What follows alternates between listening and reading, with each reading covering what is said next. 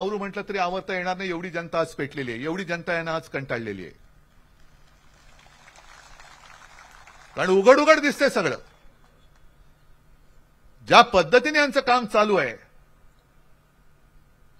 मी मगाशी सभेत सुद्धा जे बोललो की काल भारतीय जनता पक्षाची पहिली यादी जाहीर झाली 195 जणांची. पाहिली तुम्ही कोण कोण त्याच्यामध्ये? नरेंद्र मोदी जे आहेत, अमित शहा आहेत, बरोबर आहे.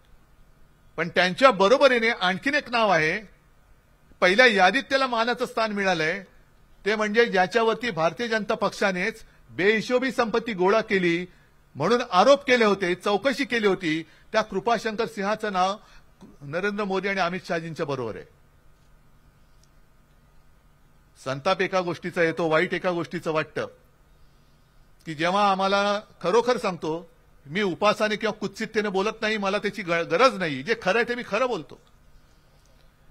जेव्हा आम्हाला नरेंद्र मोदीजींचं नाव माहिती नव्हतं, अमित भाई शहा यांचं नाव माहिती नव्हतं, अगदी 88-89 सालचा तो काळ असेल, 87 साली या देशातली पहिली पोटनिवडणूक पार्ल्याची हिंदुत्वाच्या आधारावरती शिवसेनेने जिंकून दाखवली आणि नंतर प्रमोद महाजन आले, गोपीनाथ मुंडे आले आणि आपण एक हिंदुत्ववादी मतांमध्ये फाटाफूट नको म्हणून आपण युती केली. तेव्हा मोदी शहा ही नावं माहीत नव्हती, पण महाजन आणि मुंडेंनंतर आणखीन एक नाव जे मला कळलं होतं आणि आपल्या सगळ्यांना माहिती होतं, ते नितीन गडकरींचं नाव. हे इथल्या त्या गद्दार जो आमदार गेल्या वेळेला निवडून दिला, भारतीय जनता पक्षाने उघड गद्दारी करून दिली, त्याला म्हणा जा विचार नितीन गडकरींना.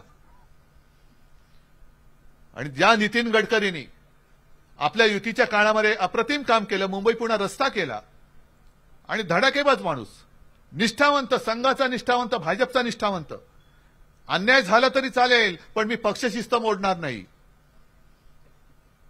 तुम्ही कृपाशंकर सिंहाचं नाव मोदीजींच्या बरोबरीने पहिल्या यादीत देता, पण आमच्या महाराष्ट्राच्या नितीन गडकरींचं नाव, जे तुमचे अध्यक्ष होते, त्यांचं नाव तुम्ही देत नाही. अरे काहीतरी मान पान सन्मान ठेवा. एवढे वर्ष तो माणूस झटलाय आणि म्हणून मी जे प्रत्येक सभेत सांगतो ते आता दिसायला लागलेलं आहे की भारतीय जनता पक्षाच्या कार्यकर्त्यांनो, आरएसएसच्या कार्यकर्त्यांनो, खास करून आरएसएसच्या कार्यकर्त्यांना मला सांगायचंय की तुम्हाला आता 25 साली 100 वर्ष होतील. अनेक 2-3 पिढ्या तुम्ही याच क्षणाची वाट बघण्यासाठी आतुरलेले होतात आणि अक्षरशः कुटुंबावरती, घरावरती निखारे ठेवून तुम्ही पक्ष वाढवला होतात. म्हणजे मला आठवते, मी मुद्दामून नाव घेत नाही कारण ती व्यक्ती कदाचित बोलेल, ती व्यक्ती आहे, संघाची आहे, कार्यकर्ती. पण 5-7 वर्षापूर्वी एक राज्य त्यांनी जिंकलं भारतीय जनता पक्षाने, त्याच्यानंतर परत हारले आणि तेव्हा ते नाव सगळ्यांसमोर आलं होतं की यांनी तिकडे जाऊन मेहनत केली. आणि त्यांचं नाव आल्यानंतर मला आश्चर्य वाटलं की हा मुंबईत राहणारा माणूस. मग मी त्यांना बोलवलं घरी आणि त्यांना विचारलं. ते म्हणाले, उद्धवजी काय सांगायचं, आम्ही संघाचे कार्यकर्ते, जिथे जाऊन काम करा सांगा म्हटलं ते तिकडे जाऊन आम्ही काम करतो, घरदार कुटुंब बाजूला ठेवतो.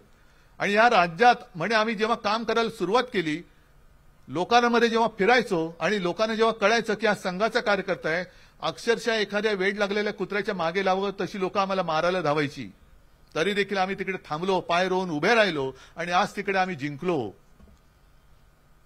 मग त्यांना मला सांगायचे की अरे तुम्ही कशासाठी काम करताय, कोणासाठी जिंकताय? आज जो गद्दार आमच्यातला फोडून तुम्ही तुमच्या डोक्यावरती घेतलात,